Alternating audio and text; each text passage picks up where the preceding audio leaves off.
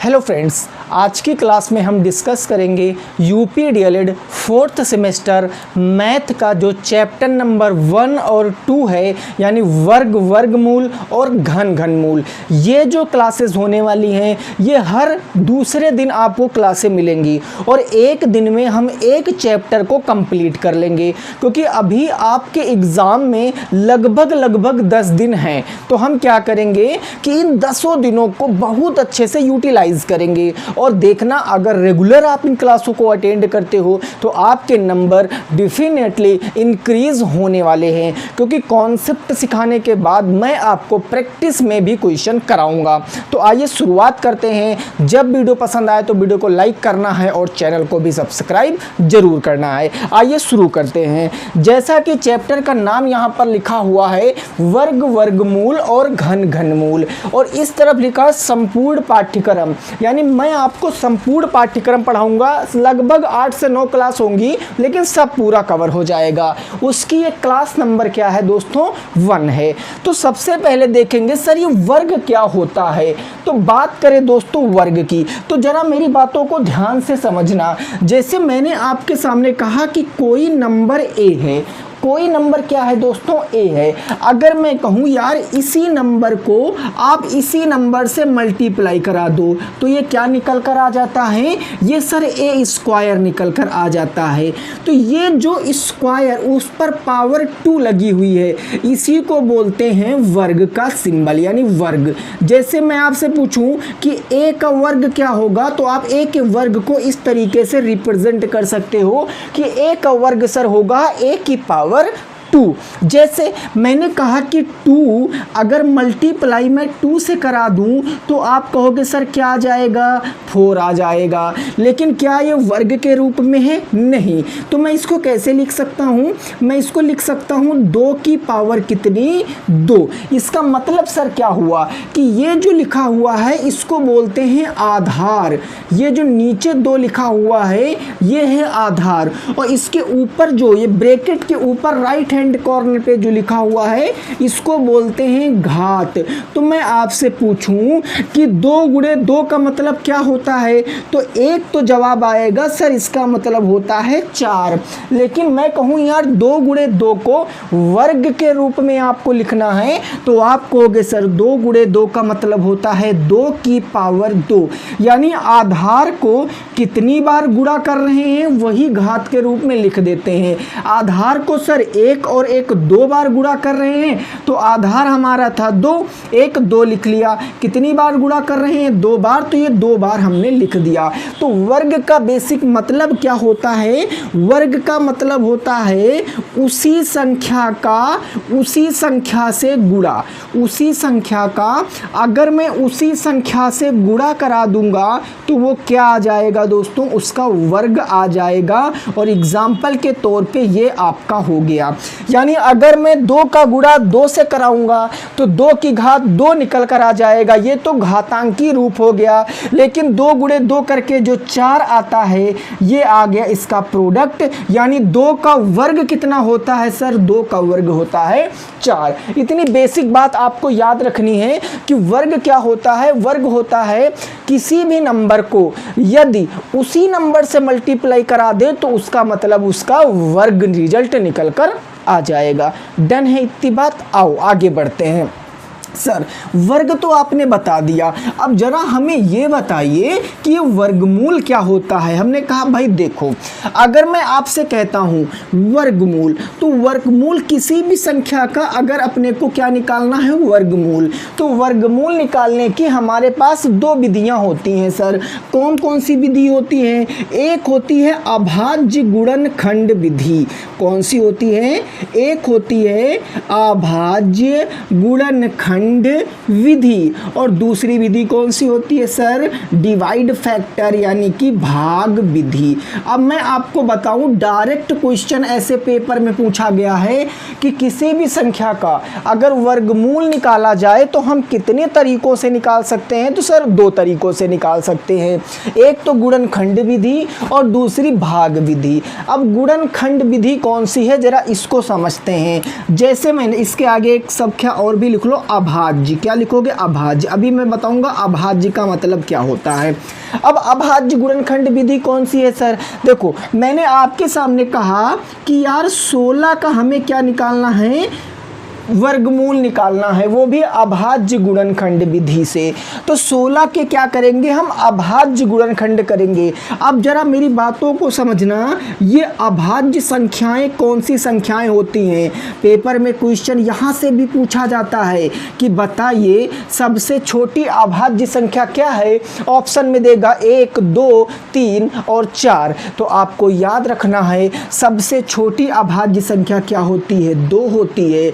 उसके बाद होती है 3, 3 के 5 होती है, 3 के बाद 5, 5 के बाद 7, 7 के बाद 11, ये ऐसे ही चलती जाती हैं। यानी कि अभाज्य संख्याएं वह संख्याएं होती हैं जो केवल अपने आप से कटती हैं। यानी ऐसी संख्याएं जो अपने आप से कट जाती हैं उन्हें अभाज्य संख्याएं कहती हैं। आप देखो 2 अपने आप से कटती है सर, 3 अपने आप से कटती है, 9, 7, 11, 13, 17, 19, 23 ऐसे सब अपने आप से कटती जाएंगी। लेकिन मैं आपसे पूछूं कि बताओ यार क्या 9 अभाज्य संख्या है? क्या 9 अभाज्य संख्या है? तो कई लोग मन में सोचेंगे हाँ भाई 9 अभाज्य संख्या, लेकिन यही गलती हो गई क्योंकि 9 के पहाड़े में आएगी, 9 एकम 9। लेकिन क्या कभी आपने ये भी देखा है कि 3 तियां कितना होता है? आप कहोगे सर 9 होता है। यानी 9 को कौन कौन सी संख्याएं विभाजित कर रही हैं? एक तो सर 3 कर रही है, एक 9 कर रही है। तो ये देखो अपने आप के अलावा स्वयं भी एक नंबर से डिवाइड है, अर्थात यह एक अभाज्य संख्या नहीं होगी। अब अभाज्य संख्या का कॉन्सेप्ट क्लियर है। अभाज्य संख्या कौन सी संख्याएं होती हैं? ऐसी संख्याएं जो केवल अपने आप से कटती हैं उन्हें अभाज्य संख्याएं हम लोग बोलते हैं। डन है। सबसे छोटी अभाज्य संख्या कौन सी है? सबसे छोटी अभाज्य संख्या 2 होती है। याद रखना, एक नंबर में आ जाएगा ऑब्जेक्टिव वाले में, ठीक है ना। चलो अब यहां से देखते हैं सर अभाज्य गुणनखंड विधि से, है ना। अब देखो गुणनखंड का मतलब क्या होता है? गुणनखंड का मतलब होता है कि जो संख्या है वह संख्या किससे किससे कट सकती है वही उसके गुणनखंड हो जाएंगे। यानी गुणन का मतलब गुणा के रूप में, ऐसा समझो, गुणन का मतलब गुणा के रूप में और खंड मतलब भाग। यानी जो संख्या है उसको गुणा के रूप में लिखना है कितने भागों से, उसी को गुणनफल बोलेंगे, ऐसे भी समझ सकते हैं। तो मैं कहूँगा सर 16 जो है ये 16 सर किससे कटेगा? तो आपने इससे पहले फर्स्ट सेमेस्टर में आपने पढ़ा होगा विभाजिता के नियम कि जिन संख्याओं के इकाई अंक 2, 4, 6, 8, 0 होता है वह संख्याएं हमेशा 2 से विभाजित हो जाती हैं। तो मैं क्या करूंगा? इसको 2 से काटूंगा। तो मैंने लिखा यहाँ पर 2 का पहाड़ा पढ़ेंगे, 2 अट्ठे 16, फिर 8 सम संख्या है, 2 से कट जाएगा तो 2 चौके क्या हो गया? 8, फिर 4 सम संख्या है, 2 से कट जाएगा तो मैं करूंगा 2 दूनी 4। अब 2 आ गया, 2 सर किससे कटेगा? 2 से कटेगा तो ये 1 आ गया। अब जब भी आप अभाज्य गुणनखंड विधि से सॉल्व करेंगे, यदि नीचे 1 आ गया तो समझ लीजिए बस वहीं रुक जाना है। यानी ये जो 16 है दोस्तों, इस 16 को मैं कैसे खंडों में लिख सकता हूं? तो देखो 2, 2, 2, 2 कितनी बार आया है? 4 बार। तो 2 को मैं 4 बार क्या लिख दूंगा? गुणे के रूप में। ऐसे मैंने 2 को 4 बार गुणे के रूप में लिख दिया, 2 गुणे 2 गुणे 2 गुणे 2। अब क्या करेंगे? देखो जरा, अभी बताया था कि वर्ग में घात कितनी होती है। ध्यान से देखो, शुरुआत भैया यहीं से किया था। तो आप कहोगे सर 2 घात होती है। वर्ग में घात कितनी होती है? 2। अब इसी 2 से क्या याद रखेंगे कि वर्गमूल जब भी निकालेंगे तो मेरे दोस्तों 2 के जोड़े बनाएंगे। क्या मैंने कहा कि जब भी हम वर्गमूल निकालेंगे तो 2 के जोड़े बनाएंगे। अब यहाँ पर दो दो के जोड़े बनाओ। देखो एक जोड़ा ये बन गया 2 का, एक जोड़ा ये बन गया 2 का, यानी कि हमें वर्गमूल निकालने वक्त हमेशा अपने जो करीबी हैं, जो अपनी फैमिली को हैं, उनको एक में मिलाना होता है, मेड टू ईच अदर करना होता है। देखो हमने 2 को कहा ये 2, ओ भैया आप हमारे परिवार के हमारे साथ आ जाओ, आप हमारे परिवार के हमारे साथ आ जाओ। हमने 2-2 के पेयर बना लिए। अब इन दोनों पेयर से हमें एक एक नंबर बाहर निकाल लेना है, माने हमने इस पेयर से एक नंबर बाहर निकाल लिया, गुणे का चिन्ह ऐसे का ऐसे, इस नंबर से एक निकाल लिया, तो 2 दूना कितना हो गया सर? 4 हो गया, और यही क्या आ जाएगा? आंसर आ जाएगा। ठीक है, ये देखो कॉन्सेप्ट सिखाने के लिए बहुत बेसिक चीज़ बता रहा हूँ, otherwise most of the students को ये सारी चीज़ें आती होंगी, लेकिन मेरा काम है 25 में 25 नंबर लाने का आपका इंतज़ाम करवाना, और मैं यहीं से आपका इंतज़ाम करवाऊँगा। क्लियर बात? वर्गमूल कैसे निकालेंगे गुणनखंड विधि से, बिल्कुल आपको समझ में आ गया होगा कि किसी भी संख्या के अभाज्य गुणनखंड करेंगे। सर हमने अभाज्य गुणनखंड कर दिए, अभाज्य गुणनखंड करने के बाद हम 2-2 के जोड़े बनाएंगे और प्रत्येक जोड़े से एक को बाहर निकाल लेंगे और उनको मल्टीप्लाई करा के हम लिख देंगे, वही उस संख्या का क्या हो जाएगा? गुणनफल हो जाएगा। क्लियर है? आगे की ओर बढ़ते हैं। अब मेरी बात को जरा भाग विधि आगे डिस्कस करेंगे ना, अभी केवल गुणनखंड विधि पर फोकस करते हैं। अब हम आगे बात करेंगे दोस्तों, ध्यान से समझना। अब जो पॉइंट बताने जा रहा हूँ, ये पॉइंट बहुत बार पेपर में पूछा जाता है। देखो मैं आपसे कह दूं कि बताइए, एक एग्जाम्पल ले लेता हूं ना, एक एग्जाम्पल से आपको समझ में आ जाएगा। मैंने कहा बताइए कि -3 का वर्ग, -3 का वर्ग क्या होगा। मैंने ये कहा कि -3 का वर्ग क्या होगा। अब आप बताओ कि -3 का वर्ग क्या होगा। आप कहोगे सर खेल गए ना गेम, हमको पढ़ाया प्लस का, देते हम माइनस का। हमने कहा नहीं, आओ बताते हैं। देखो -3 का मतलब क्या है? -3 वर्ग का मतलब सर घात कितनी होनी चाहिए? सर 2 होनी चाहिए। आपको जी बिल्कुल इतना तो सर कर लिए थे। फिर दोस्तों अगर मैं कहूँ यार -3 की घात 2 है, तो क्या मैं इसको -3 मल्टीप्लाई बाई -3 नहीं लिख सकता हूँ? आप बोलो जरा, मैं इसको -3 मल्टीप्लाई बाई -3 नहीं लिख सकता हूँ? आप कहोगे जी बिल्कुल लिख सकते हो। अब आप हमें बताओ, क्लास 5 से आप याद पढ़ते हुए आए होंगे, क्या पढ़ते हुए आए होगे कि किसी भी निगेटिव नंबर का मल्टीप्लाई अगर निगेटिव नंबर में करते हैं तो जो भी उत्तर आता है उसका सिंबल क्या होता है? प्लस होता है।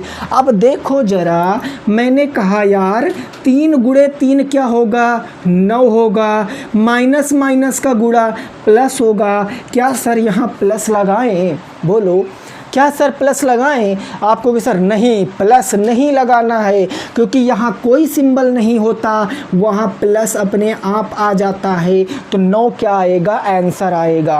अब मैंने ये बताया किस लिए बताया? क्योंकि क्वेश्चन में पूछा जाता है कि किसी भी, ऐसे सवाल पूछा जाएगा, याद रखना, किसी भी ऋणात्मक संख्या का वर्ग, किसी भी ऋणात्मक संख्या का वर्ग क्या होता है? किसी भी ऋणात्मक संख्या का वर्ग क्या होता है? तो आप इसका उत्तर क्या देंगे बताइए। मैंने कहा किसी भी ऋणात्मक संख्या का वर्ग क्या होता है, तो उत्तर इसका आएगा, याद रखना दोस्तों, उत्तर आएगा सदैव सदैव धनात्मक, यानी ऑलवेज पॉजिटिव आंसर निकल कर आएगा। और क्लास में भी पॉजिटिव बने रहना है, निगेटिव चीज़ें नहीं सोचना है, हमको पॉजिटिव सोचना है। ठीक है ना, याद रखना है। 2-3 बार बोलिए, किसी भी ऋणात्मक संख्या का वर्ग क्या होता है? सर धनात्मक होता है। किसी भी ऋणात्मक संख्या का वर्ग क्या होता है? धनात्मक होता है। अगर आपने बोल लिया तो हम आगे बढ़ते हैं, ठीक है ना। चलो, अब ये पूरी वर्ग और वर्गमूल की कहानी हमने सीख ली है। अब बात करेंगे घन और घनमूल क्या होता है। ठीक है ना भैया, आओ जरा समझते हैं। ठीक है भाई, यहाँ तक बिल्कुल क्लियर हो गया होगा। याद रखना भैया, निगेटिव और निगेटिव का मल्टीप्लाई हमेशा क्या आएगा? पॉजिटिव नंबर आ जाएगा। देखो अब सर घन की बात क्या कर लें, घन की बात देखो, घन का मतलब होता है कि घात कितनी होनी चाहिए, 3 होनी चाहिए, घात 3 होनी चाहिए। मैंने कहा कि अगर मैं a गुणे a करूँगा तो क्या निकल कर आएगा। आप कहेंगे सर a को बस 3 बार मल्टीप्लाई ही तो करा रहे हो, तो ये एक बार लिख देंगे a, और कितनी बार गुणा करा रहे हैं सर, 1 2 3, तो 3 इसकी घात लग जाएगी। अब वही काम ये क्या हो जाएगा सर, आधार हो जाएगा, और ये इसकी क्या हो जाएगी, घात हो जाएगी। अब आप याद रखना कि घन का मतलब होता है किसी भी संख्या को 3 बार गुणा करा दें तो जो रिजल्ट प्राप्त होगा वह उस संख्या क्या होगा, घन होगा। यानी कि मैं कह दूं सर 2 का घन क्या होगा, तो आप कहोगे 2 को 3 बार गुणा करा देते हैं ना, 2 गुणे 2 गुणे 2, 3 बार गुणा करा दिया ना, है ना। देखो 2 गुणे 2 गुणे 2, 3 बार गुणा करा दिया, तो 2 दूनी 4 दूनी 8, यही क्या बन जाएगा हमारा, 2 का वर्ग बन जाएगा। यानी कि आपसे कोई पूछ ले कि घन का मतलब क्या होता है, घन का मतलब अगर मैं पूछूं घात आपको कितनी कर देनी है, 3 कर देनी है। और घन का मतलब क्या होगा, उसी संख्या को कितनी बार गुणा करा देना सर, 3 बार अगर मैं गुणा करा देता हूं तो वह उस संख्या का क्या बन जाता है, घन बन जाता है। एग्जाम्पल के तौर पे 2 गुणे 2 गुणे 2, अब क्या निकल कर आएगा, आप कहोगे 2 दूनी 4, 4 दूनी 8, तो ये क्या निकल कर आ गया सर, 8 निकल कर आ गया। अब देखो बहुत छोटी सी बात बता रहा हूँ लेकिन ये सच्चाई है। हमने जब 2019 में डीएलएड वालों को पढ़ाया था तो कई सारे विद्यार्थी क्या करते थे, यहाँ पर 2 + 2 + 2 करके 6 लिख दे हैं। नहीं करना है आपको दोस्तों, याद रखना, इस छोटी सी बात है लेकिन बहुत डीप बात बता रहा हूँ। मिस्टेक हो जाती है जल्दबाजी में, हमारा 1-2 नंबर जो भी होता है वो घट जाता है। आपको करना क्या है, 2 गुणे 2 कर देना है, कितना आया है 4, बाकी को उतार लो, 4 गुणे 2, अब इनका गुणा कराओ, 4 दूनी क्या आएगा, 8 आ जाएगा। ये हमारा क्या आ जाएगा, आंसर आ जाएगा। समझ गए बात को हमारी, इतनी बात समझ गए हो कि नहीं, आप बताओ हमें, इतनी बात क्लियर है ना, डन है भाई इतनी बात। चलो आगे बढ़ते हैं। देखो मैंने क्या बताया, घन क्या होता है, उसी संख्या का 3 बार अगर गुणा करा दें तो वो क्या होता है, घन होता है। उसी संख्या का अगर 3 बार गुणा करा दें तो वो घन होता है, ठीक है ना। घन की सारी बातें समझ गए हो। अब बात करेंगे घनमूल की, है ना। अब देखो सर घनमूल क्या होता है, जिस प्रकार से वर्ग में अगर घात 2 होती है तो वर्गमूल में सर 2 के जोड़े बनाते हैं, लेकिन अगर घन में घात 3 हो गई है तो घनमूल में क्या करेंगे सर, 3 के जोड़े बनाएंगे। कितने के जोड़े, 3 के पेयर बनाएंगे, 3 के जोड़े बनाएंगे। अब सर कैसे, मेरे को समझ नहीं आया। हमने कहा आओ जरा समझते हैं। एग्जाम्पल नंबर 1 हमने कहा 64 का घनमूल निकालो, 64 का घनमूल निकालो। अच्छा कई लोग पूछ रहे, दिमाग में प्रश्न आ रहा होगा कि अगर वर्गमूल निकालने की 2 विधियां होती हैं तो क्या घनमूल निकालने की भी कितनी विधियां होती हैं, ये भी तो बताइए। तो दोस्तों घनमूल अगर निकालना है तो गुणनखंड विधि से ही निकालेंगे और उसी से आता है, और वही लगभग प्रचलित है। भाग विधि से इतना आसान भी नहीं है, और जब आगे कभी होगा हायर स्टडी में तब आप देख लेना। घनमूल हमेशा हम गुणनखंड विधि से निकालेंगे। तो गुणनखंड विधि से कैसे निकालेंगे, देखो हमें क्या करना है, 64 लिखना है और 64 के करना है अभाज्य गुणनखंड। अब देखो 64 किससे कटेगा, भाई ये भी तो प्रश्न है ना सर, किससे कटेगा। तो किसी भी संख्या का इकाई अंक अगर आ जाए 0, 2, 4, 6, 8, इनमें से कोई भी इकाई अंक हो तो 2 से काट देंगे। हमने कहा 64 में इकाई अंक कितना है सर, 4, 4 माने 2 से कट जाएगा, तो 2 से काटेंगे। 2 का पहाड़ा पढ़ो 6 से ज़्यादा ना हो तो सर 2 तियां 6। अब 2 का पहाड़ा पढ़ो 4 से ज़्यादा ना हो, 2 दूनी 4, फिर 2 आ गया, 2 से कट काटेंगे, 2 एकम 2। अब देखो 2 एकम 2 हो गया, 3 में से 2 गया, कितना बचा 1। अब 2 के सामने 1 लिखेंगे तो 12 हो जाएगा, यानी 2 छंग 12। फिर 2 से काटो, 2 अठे 16। फिर 2 से काटो, 2 चौके 8। फिर 2 से काटो, 2 दूनी 4 हो जाएगा।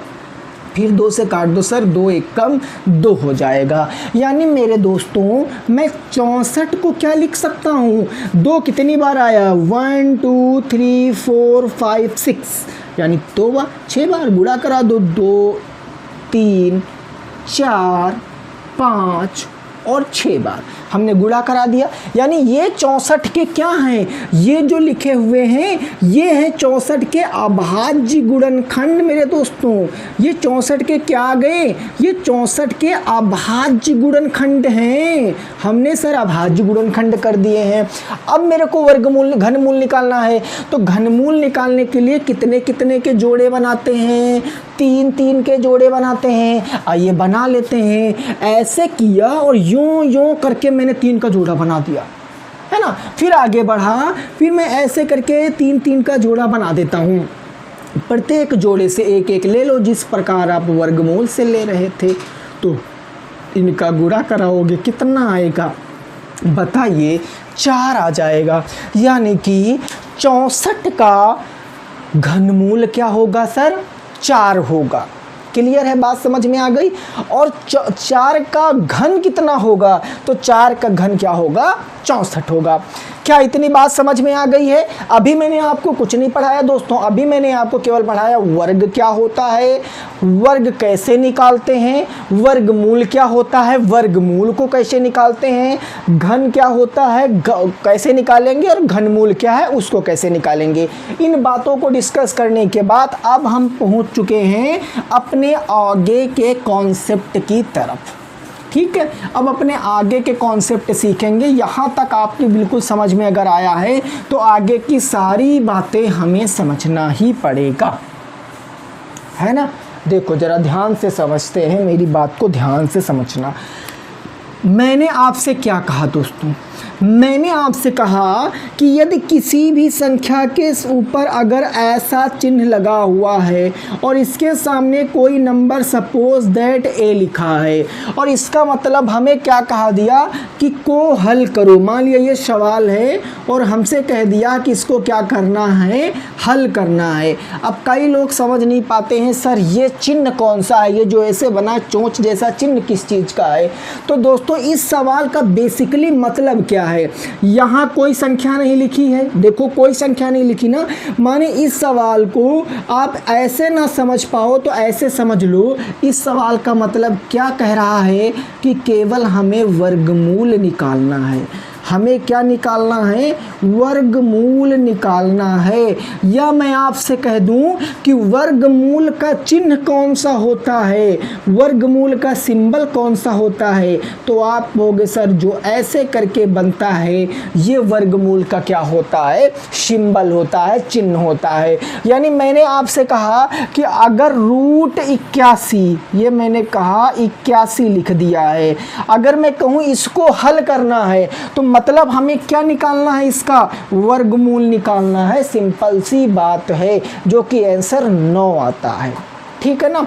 अगर मैं बात करूं कोई भी नंबर ऐसे लिखा है, जैसे यहाँ लिख दिया कि क्यूब रूट ऑफ 81 ऐसे करके लिख दिया है, मतलब कि इसको कह दिया हल करो, ये क्या कह दिया, को हल करो।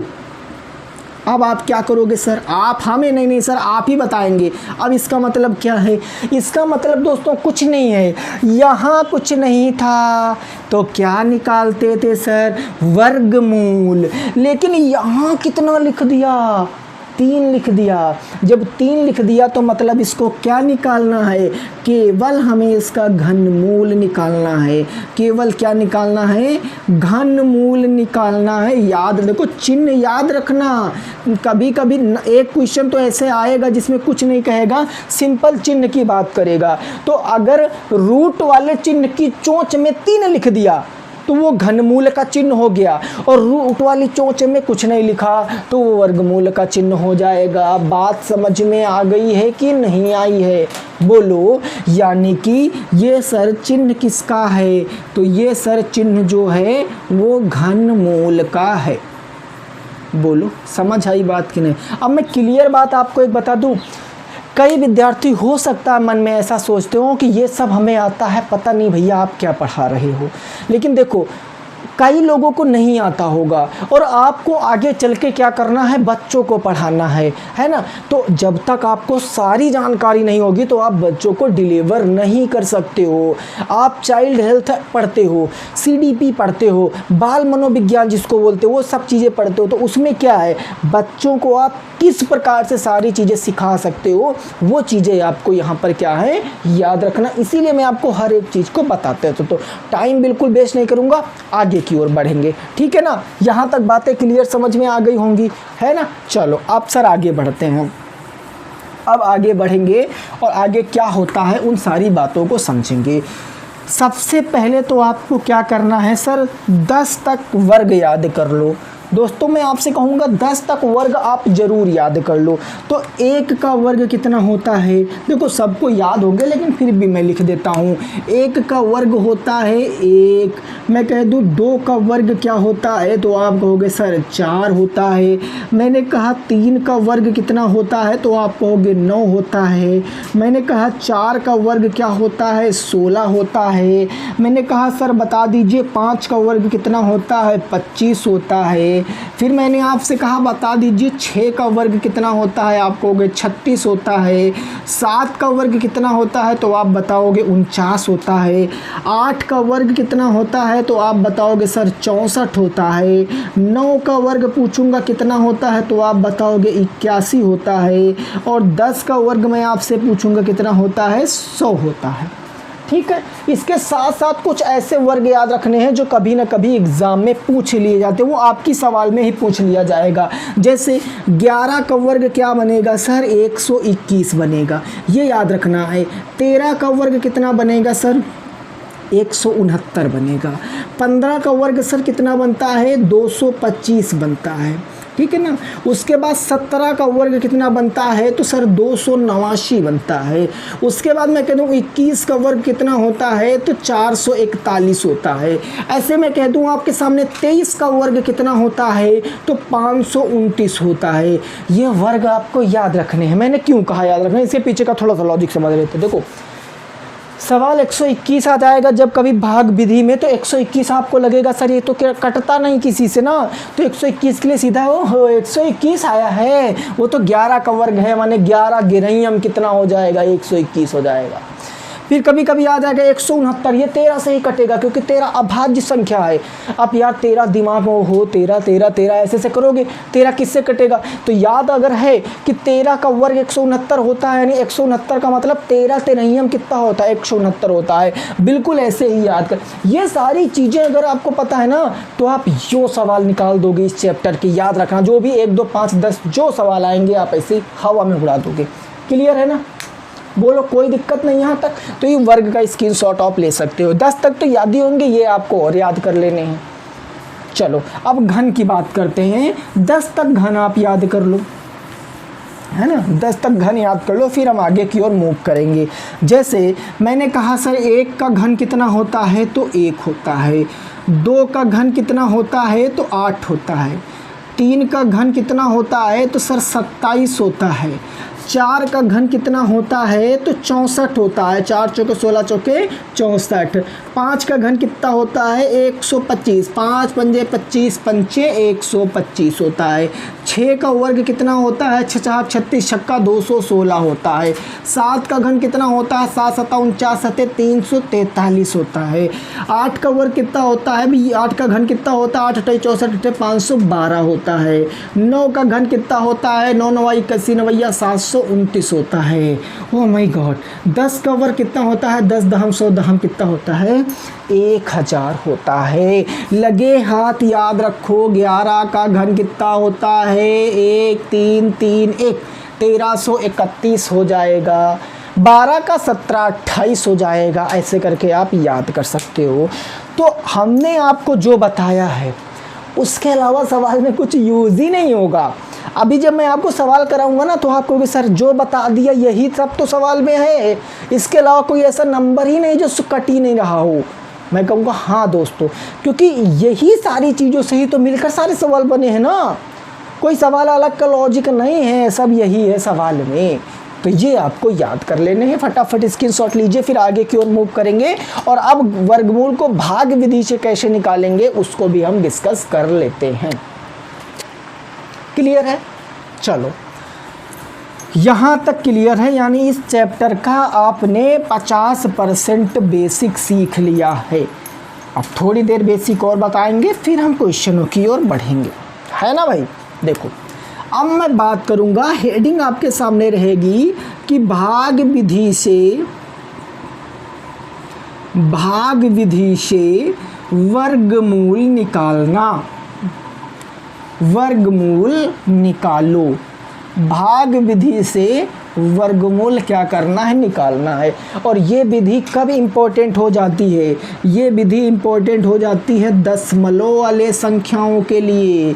दशमलव वाली संख्याएं जो बड़ा बड़ा सवाल बन जाएगा ना, उस दशमलव वाला उसको हम इसी विधि से निकालेंगे। फिर मैं नहीं जानता गुणनखंड विधि क्या है, क्या विधि है, क्योंकि बहुत टाइम लगेगा, कभी कभी नंबर कटता भी नहीं है, तो हम दशमलव वाली संख्याओं को ऐसे ही लगाएंगे इसी मेथड से। एक एग्जाम्पल, छोटा सा एग्जाम्पल एक शेयर करते हैं आपके सामने, ठीक है। मैंने कहा 144 का वर्गमूल निकालो। 144 का हमें क्या निकालना है, वर्गमूल निकालना है। अब किस विधि से निकालना है वो मैंने आपके सामने मेंशन कर दिया है ना, भाग विधि से निकालना है। अब सर कैसे निकालेंगे, समझिए, बस आप पेन कॉपी रख के थोड़ा सा इस सवाल को समझ लीजिए, फिर आपके समझ में आ जाएगा। देखो सबसे पहले इस सवाल को लगाने के लिए आपको क्या करना है, इस नंबर को एज इट इज़ लिख लेना है। जो नंबर है उस नंबर को ऐसे ही लिख लेना है।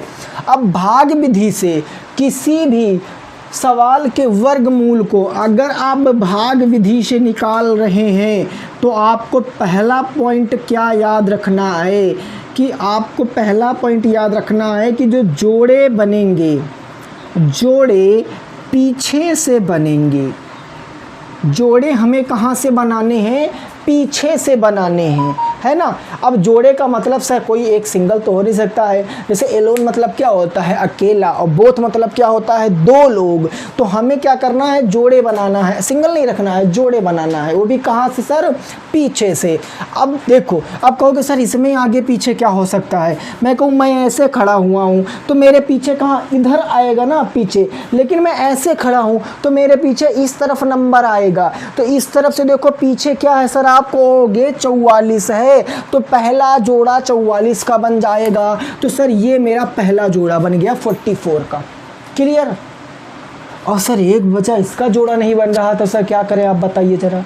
हमने कहा यार नहीं बन रहा तो क्या कुछ कर सकते हैं, लिटरेसी रेट कम है ना, बहुत हरियाणा की देखो लिटरेसी रेट कम है, तो लोग वहाँ शादी नहीं करते हैं ना। तो क्या करेंगे, हम ऐसा मान कर चलेंगे 144 में एक का कोई नहीं है, ये अकेला है, तो इनका हम अकेला का जोड़ा बना लेंगे कि जा सिमरन जी ले अपनी जिंदगी। अब मैंने क्या किया सर, पीछे से जोड़ा बना लिया, बचा आगे जो, उसको मैंने एक का ही एक रखा है। हमें ऐसे करके लाइन खींच देना है, इस तरीके से हमें लाइन खींच देना है, ये मैंने लाइन खींच दी, ठीक है। अब दूसरा पॉइंट सर, हमें हल कहाँ से करना है, हल आगे से करना है। हल कहाँ से करेंगे, हल का मतलब वो हल नहीं, सॉल्व कहाँ से करेंगे, आगे से करेंगे। अब आप बताओ एक किस संख्या का वर्ग होता है, तो कहोगे सर अभी आपने बताया कि एक का वर्ग कितना होता है, एक होता है, और वर्ग का मतलब क्या होता है सर, एक गुणे एक नहीं होता है। अरे बोलो, कहोगे हाँ ना होता है। तो एक गुणे एक यानी एक एकम कितना हो गया, एक हो गया, ये मैंने लिख दिया। अब देखो कैसे, ये वर्ग हो गया, एक एकम मतलब ये वर्ग ही तो है ना, एक एकम कितना होता है, एक होता, तो एक का वर्ग क्या हो गया, एक हो गया। अब इसी संख्या को उठा के यहाँ ऐड कर देंगे प्लस, और ये मैंने ऐसे लाइन खींच दी। अब एक से एक जाएगा सर, कुछ नहीं बचेगा, और एक में एक जोड़ेंगे तो दो हो जाएगा, दो हो गया। अब नीचे पूरा जोड़ा उतारेंगे, सिंगल नंबर नहीं उतारेंगे। कभी को सोचो मैं 4 लिख लूँ, नहीं, पूरा जोड़ा उतरेगा, तो ये पूरा जोड़ा क्या आ गया सर, 44 हो गया। अब ध्यान से समझना, आपको यहाँ पर ऐसा नंबर लिखना है और इसी नंबर को उठा के आपको यहाँ लिखना है कि इस नंबर का इस पूरी संख्या का गुणनफल या तो यह संख्या आ जाए या फिर इससे छोटा रहे। अब सीधे मेरे को तो पता है, मैं 2 लिखूंगा, 2 से गुणा कराऊंगा तो 22 दूना 44 आ जाएगा, लेकिन जिनको नहीं पता वो क्या करेंगे, ध्यान से समझना दोस्तों, है ना। जैसे 2, इसके पीछे हमें कोई नंबर लिखना है, उसका गुणा उसी नंबर से कराना है, तो क्या आएगा, तो सबसे छोटी संख्या कौन सी होती है, 1। अगर मैं यहाँ 1 लिख दूँ और 1 से गुणा कराऊँ तो आप कहोगे 21 से कम क्या आ जाएगा, 21 आ जाएगा, ये तो इससे छोटा है। थोड़ा आगे और बढ़ेंगे तो ये संख्या यहाँ 2 लिखा था, 2 लिख दिया, इसके बगल एक ऐसी संख्या लिखो, उसी संख्या से गुणा करो, देखो क्या आएगा, 1 के बाद क्या आएगा, 2, और 2 यहाँ लिख दिया। अब देखो 2, 22 दूना कितना हो गया, 44 हो, 44 ही तो लाना था, माने यहाँ कितना आ जाएगा सर, 2, और यहाँ भी 2, यानी 2 दूनी 4 हो गया, और फिर से 2 दूनी 4 हो गया। इसी 2 को उठा के यहाँ ऐड कर देंगे, ये घटाएंगे, कुछ नहीं बचेगा, और 22 में 2 जोड़ेंगे, कितना आ जाएगा, 24 आ जाएगा। यहाँ कुछ नहीं बचा ना, अगर यहाँ कुछ नहीं बचा तो इसका आंसर क्या आ जाएगा सवाल का, आप जरा हमें बताओ। कहोगे सर इस सवाल का जो आंसर है वो ऊपर वाली संख्या आएगी, यानी 12 हो जाएगा इस सवाल का सही जवाब। क्या आ जाएगा, 12 इस सवाल का क्या आ जाएगा, सही जवाब आ जाएगा। समझ में आया आपको, नहीं आया ना, चलो कोई नहीं, नेक्स्ट अगला देखेंगे। जब तक नहीं समझ आएगा तब तक देखेंगे। वो कहते नहीं भूख प्यास को त्यागो, तुम त्यागना नहीं भैया, पढ़ना है। तो हम क्या करेंगे, यहाँ पर अपना सवाल एक और डिस्कस कर लेते हैं, ठीक है। इसका स्क्रीनशॉट फटाफट ले लीजिए सॉरी। चलो अब आगे देखेंगे, नेक्स्ट सवाल देख लेंगे, 2-3 सवाल देखेंगे तो कॉन्सेप्ट आपकी समझ में आ जाएगा। ऐसा कोई कॉन्सेप्ट ही नहीं जो आपके लिए बना ही नहीं हो और आप उससे भागते रहो। देखो नेक्स्ट सवाल मैंने क्वेश्चन नंबर 2 आपके सामने लिख दिया। क्वेश्चन नंबर 2 क्या लिखा मैंने आपके सामने, मैंने कहा जरा समझो, मैंने कहा 529 का वर्गमूल निकालो, 529 का वर्गमूल निकालो, और किसी विधि से निकालना है, ये भी आपको पता होना चाहिए भैया, भाग विधि से निकालना है ना। तो मैं क्या करूँगा, सबसे पहले मैंने 529 को ऐसे लिखा, मैंने क्या किया बताओ ज़रा। पहला नियम क्या था सर, पीछे से जोड़ा बनाओ, तो पीछे से जोड़ा बना दिया, एक आगे बचा था उसका जोड़ा बना दिया। इस तरीके से लाइन खींचेंगे। पहला पॉइंट लिखा था पीछे से जोड़ा बनाना, दूसरा पॉइंट था सा आगे से हल करना। तो आगे क्या है 5। अब क्या 5 किसी संख्या का वर्ग होता है, ओके नहीं, क्योंकि सर अभी आपने बताया कि 2 का वर्ग कितना होता है, 4 होता है, 3 का वर्ग कितना होता है, तो 9 होता है। तो 9 ज़्यादा हो गया, हमें ज़्यादा नहीं करना है, हमें कम से ही काम चला लेना है। तो वो मतलब 2 का वर्ग, और 2 का वर्ग का मतलब 2 गुणे 2 ही तो हुआ। तो इस 2 को यहाँ लिखेंगे और ये वाले 2 को यहाँ लिखेंगे और इनके वर्ग को नीचे लिख देंगे। 2 दूनी कितना हो गया सर, 4 हो गया। अब इसी 2 को उठा के यहाँ पर प्लस कर देंगे। देखो 5 में से 4 जाएगा तो कितना बचेगा, 1 बचेगा, और 2 क्या हो गया सर, 4 हो गया है। अगला जोड़ा क्या है सर, 29 है। अब मैंने कैसे बताया था, यहाँ पर ऐसी संख्या लिखनी है, उसी से यहाँ पर गुणा कराना है, या तो 129 पूरा पूरा आ जाए या फिर इससे क्या रहे, छोटा रहे, बड़ा ना हो। तो और फिर से एक बार बताते, वैसे सीधे हमको पता है सीधा 3 आ जाएगा, लेकिन नहीं पता तो हम बताते कैसे करेंगे। यहाँ देखो 4 था, सॉरी यहाँ 4 था, ऐसी संख्या लिखें उसी संख्या से गुणा कराएं क्या आएगा। तो सबसे छोटी संख्या 1, ये 1 लिखा, ये 1 लिखा। अब 41 एकम 41, भैया ज़्यादा छोटा हो गया, 129 से ज़्यादा छोटा, एक बार और लिख लेंगे। तो मैंने ये ऐसे लगाया है ना, ऐसे लगा दिया। तो अब देखो यहाँ लिखेंगे 2, यहाँ लिखेंगे 2, तो 2 दूनी सर 4, 2 चौके 8, यानी 42 दूना कितना हो गया, 84 हो गया।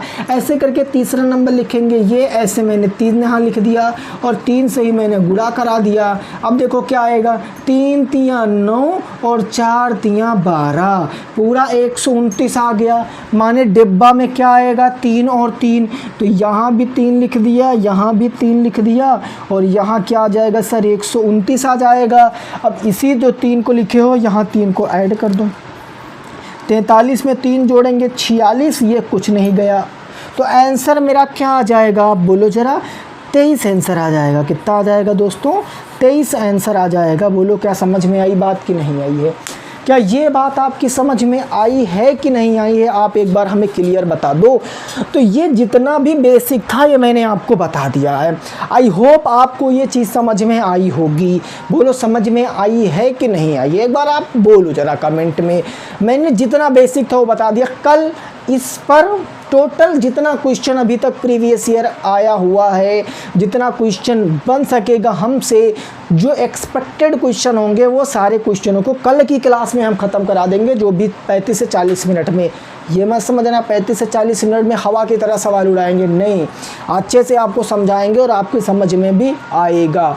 ठीक है ना। तो क्लास कैसी लगी दोस्तों ज़रूर बताना। मिलेंगे आपसे नेक्स्ट क्लास में, तब तक सभी साथी रखेंगे अपना ख्याल। बाय बाय, टेक केयर, जय हिंद, जय भारत और वंदे मातरम।